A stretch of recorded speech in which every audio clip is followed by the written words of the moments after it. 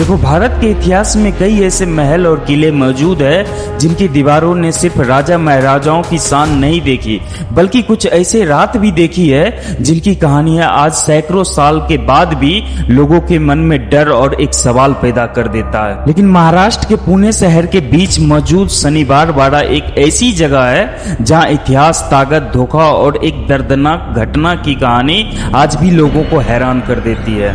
देखो, शनिवार वाड़ा के ऊपर आज तक बहुत सारे लोगों ने वीडियो बनाया है। किसी ने इसे भारत की सबसे डरावनी जगह बताया है, किसी ने कहा कि यहाँ आज भी रात के अंधेरे में किसी के रोने और मदद मांगने की आवाज आती है। लेकिन आज की इस वीडियो में हम सिर्फ डर की कहानी नहीं सुनने वाले हैं, बल्कि जानेंगे कि इस महल की शुरुआत कैसे हुई, वो कौन सी घटना थी जिसने इस खूबसूरत महल को एक रहस्य में बदल दिया, और क्या सच में आज भी यहाँ किसी की आवाज गूंजती है या फिर इतिहास की एक दर्दनाक सच्चाई को समय के साथ एक डरावनी कहानी बना दिया गया। ये कहानी है एक ऐसे साम्राज्य की जहां कभी ताकत थी, राजनीति थी, अपने ही लोगों पे भरोसा था, और फिर एक ऐसा विश्वासघात हुआ जिसने शनिवार वाड़ा की पहचान हमेशा के लिए बदल दिया। इस कहानी की शुरुआत होती है आज से लगभग 300 साल पहले महाराष्ट्र के पुणे शहर से, जब भारत में मराठा साम्राज्य की अपनी ताकत और बहादुरी के लिए जाना जाता था। उस समय मराठाओं की शक्ति लगातार बढ़ रही थी,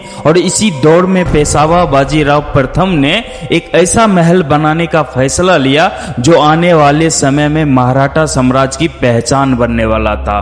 सन 1732 में बनकर यह महल तैयार हुआ। शनिवार वाड़ा सिर्फ रहने की जगह नहीं थी, बल्कि यह मराठा साम्राज्य का दिल था। इसी जगह से बड़े बड़े फैसले लिए जाते थे, युद्ध के नियम बनाए जाते थे, और यहाँ की दीवारें के अंदर भी वो लोग रहते थे जिनके फैसले से पूरा राज्य का भविष्य तय होता था।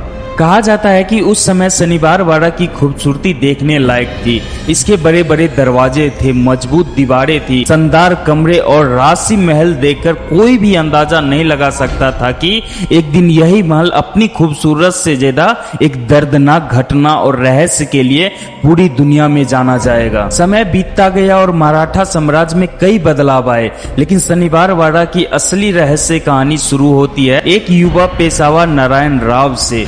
एक ऐसा नाम जिसकी जिंदगी बहुत छोटी थी, लेकिन जिसकी मौत की कहानी इस महल के साथ हमेशा के लिए जुड़ गई। नारायण राव बहुत कम उम्र में पेशवा बने थे, और इतनी कम उम्र में इतनी बड़ी जिम्मेदारी संभालना आसान नहीं था। उनके आसपास ऐसे लोग मौजूद थे जो सत्ता और ताकत के खेल में लगे हुए थे, और धीरे धीरे महल के अंदर ही राजनीति शुरू होने लगी। कहते हैं कि सत्ता की सबसे बड़ी लड़ाई बाहर वालों से नहीं, बल्कि कई बार अपने ही लोगों से होती है, और नारायण राव की जिंदगी में भी कुछ ऐसा ही हुआ। जिन लोगों पर भरोसा होना चाहिए था, वही लोग धीरे धीरे उनके साथ विश्वासघात करना शुरू कर दिए थे। फिर आती है सन 1773 की वो रात जिसने शनिवार वाड़ा की पूरी कहानी बदल दी। महल के अंदर सब कुछ शांत था, लेकिन इस शांति के पीछे एक ऐसी राजनीतिक छुपी हुई थी जिसके बारे में नारायण राव को अंदाजा भी नहीं था। रात के अंधेरे में कुछ लोग महल के अंदर दाखिल हुए, और उनका मकसद सिर्फ एक था, पेशवा नारायण राव तक पहुंचना। जब नारायण राव को एहसास हुआ कि उनकी जान खतरे में है, तो वो अपनी जान बचाने के लिए महल के अंदर की तरफ भागने लगे और अपने चाचा रघुनाथ राव से मदद मांगने लगे। कहते हैं कि उस रात महल की दीवारों ने नारायण राव की आखिरी आवाज सुनी, काका मला बचावा, जिसका मतलब चाचा मुझे बचाओ।